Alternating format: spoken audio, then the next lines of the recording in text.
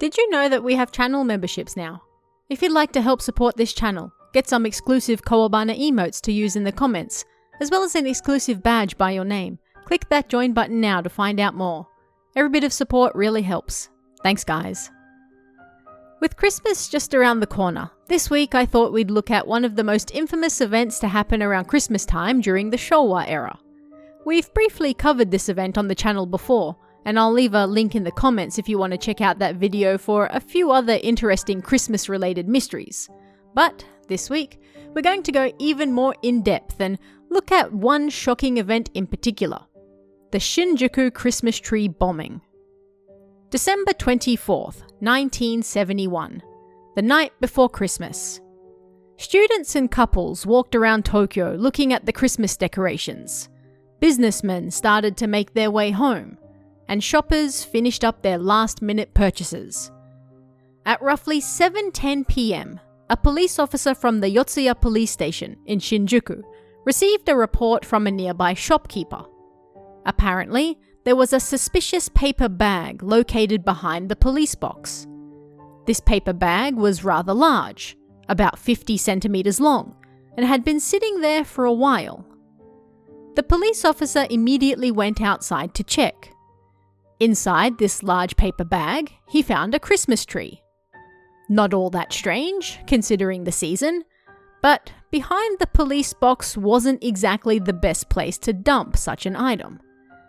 But, to the police officer's surprise, there wasn't just a tree inside. He noticed a wire coming out from the bottom of the tree, but he noticed it just a little too late. "Oh no, it's a bomb," he thought. And before he even had the chance to run and alert headquarters, it exploded.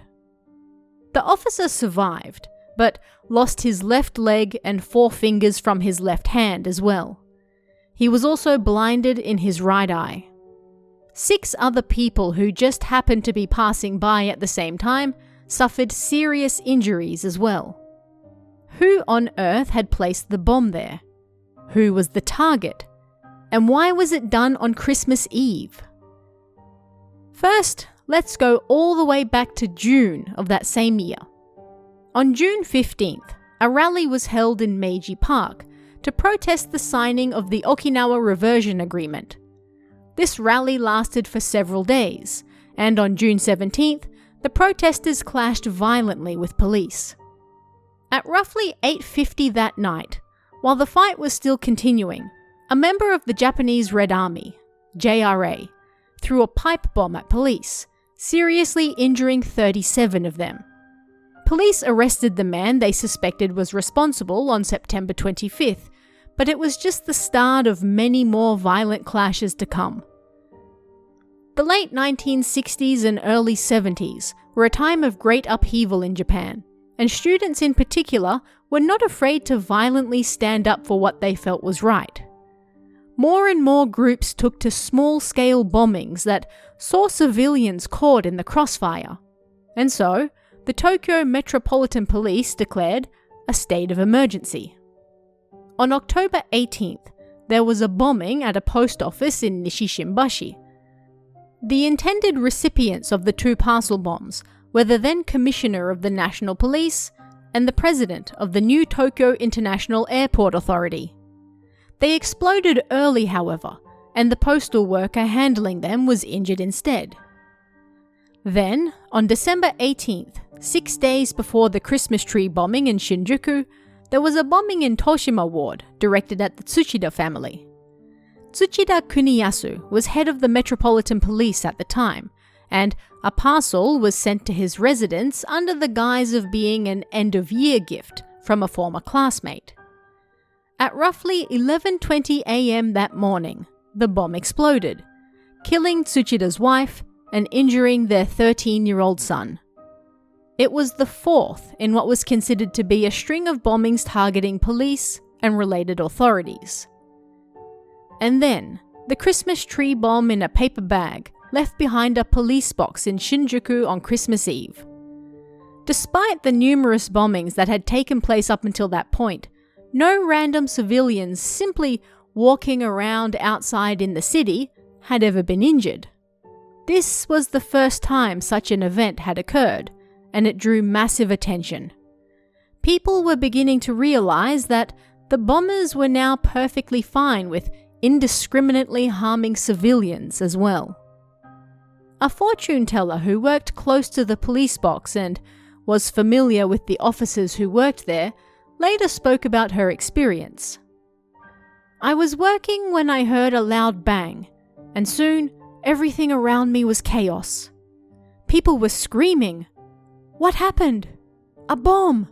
Where?' Someone told me I should leave the area, but when I asked what happened, everyone was just running around the place." Eyewitness testimony revealed a young man had been nearby before the bomb went off, and through some dedicated police work, they discovered that a group of university students and stage actors were behind this particular attack. The group were led by one Kamata Toshihiko, who was the leader of the Black Hell Group. The Black Hell Group were a far-left organization formed in the 1960s, and they got their name from the black helmets they wore to protests. They studied how to make pipe bombs and other explosives, and throughout 1971 were especially active in bombing police targets, including police stations. Kamata went on the run, although his group continued planning further attacks. But when several members were arrested on May 10, 1972, their string of bombings came to an end. Kamata himself wasn't arrested until March 1980, however, managing to remain on the lam for almost a decade. Kamata was then sentenced to life in prison for his role in the Shinjuku Christmas tree bombing, amongst others, and his accomplices all received sentences between 10 to 20 years. During the trial, Kamata revealed that they chose to disguise the bomb as a Christmas tree because, well, it was Christmas. They were far more likely to get through police checks without arousing suspicions that way. Anyone who cast more than a simple glance at the bag would just see a Christmas tree and nothing else. Hardly suspicious on Christmas Eve. And the reason they chose that particular police box was because of how lively and populated the area was, being right in the heart of Shinjuku. That would make the largest impact.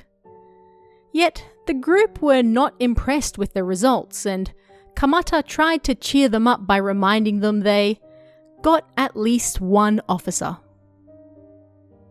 In 1997, Kamata released a book containing numerous personal letters he'd sent to his brother throughout his years in prison, including 24 sealed letters. Many of these letters contained his thoughts, opinions, and ideas on a variety of matters, and the book is still available for purchase today. He has also written about prison for numerous magazines over the years and, at present, is still incarcerated in Miyagi prison. But what did you guys think of this one? Let me know in the comments below, and I'll see you again next time.